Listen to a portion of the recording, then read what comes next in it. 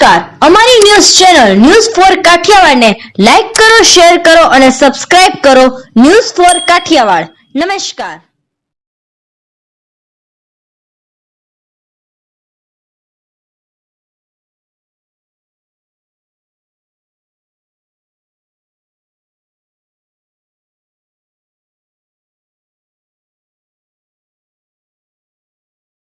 Bharatiya Janata party Junagadh મહાનગર દ્વારા મીસાવાસીઓનું સન્માન કરવામાં આવ્યું. 25 જૂન 1975 ના રોજ લોકશાહીના હનન સાથે ઇન્દિરા ગાંધી દ્વારા કટોકટી જાહેર કરી અરાજકતા સર્જી હતી. આ કાળા કાયદાની સામે લડતમાં જૂનાગઢના લોકોએ પણ જેલવાસ ભોગવ્યો હતો. આર.સી. ફળદુ આજરોજ ભારતીય જનતા પાર્ટી જૂનાગઢ મહાનગર દ્વારા પૂર્વ પ્રદેશ પ્રમુખ આર.સી.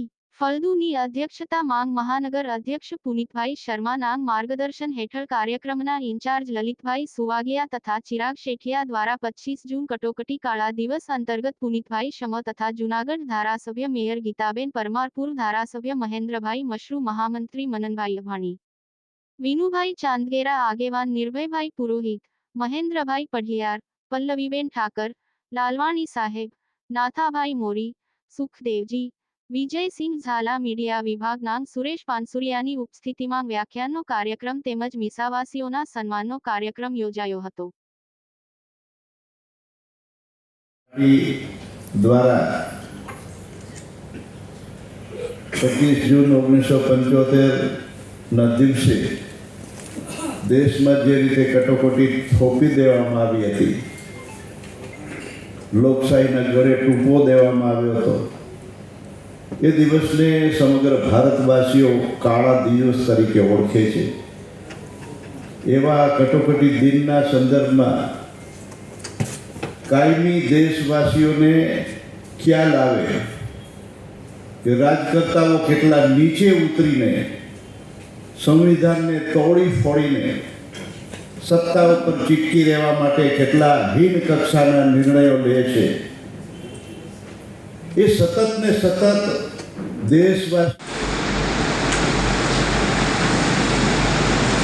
1975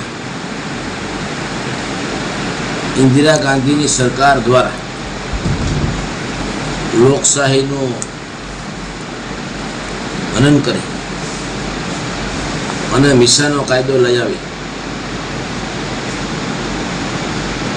અને જે અત્યાચાર કરવામાં આવ્યો હતો,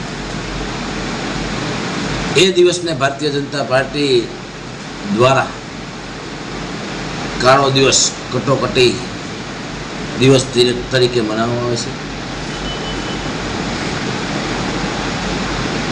અનેક લોકોને ભારતીય જનતા પાર્ટીના જનસંઘ ત્યારે જે હતું એ કાર્યકર્તાઓને મિસાના કાયદા નીચે જેલમાં પૂરી દેવામાં આવ્યા. મિસાના કાયદામાં કોઈ કલમની પણ જોગવાઈ નહોતી. પૂરી દીધા છે તો કયા કલમ નીચે, કયા કાયદા હેઠળ કાંઈ ખબર નથી. પૂરી દીધા હતા, ક્યારે છૂટશે એ કોઈને કલ્પના છે. પરંતુ આઝાદી માટે અને દેશ માટે જે લોકોએ એ સમયમાં પોતાના પરિવારની ચિંતા કર્યા વગર એ ક્યારે છૂટશે, ક્યારે નહીં, પાછળ ત્યારે આટલી ભૌતિકતા ના હોય, ઘરે અનાજ છે કે નહીં, આખા વર્ષનું શું છે શું નહીં, પોતાના પરિવારની, બાળકોની ચિંતા કર્યા વગર જે લોકો એ સમયમાં જેલમાં ગયા હતા, લગભગ જૂનાગઢમાંથી 26 લોકોને આ મિસાના કાયદા નીચે જેલમાં મોકલી દેવામાં આવ્યા હતા. એ પૈકી આજે આપણી વચ્ચે હજી 6 મિસાવાસીઓ જૂનાગઢમાં હયાત છે.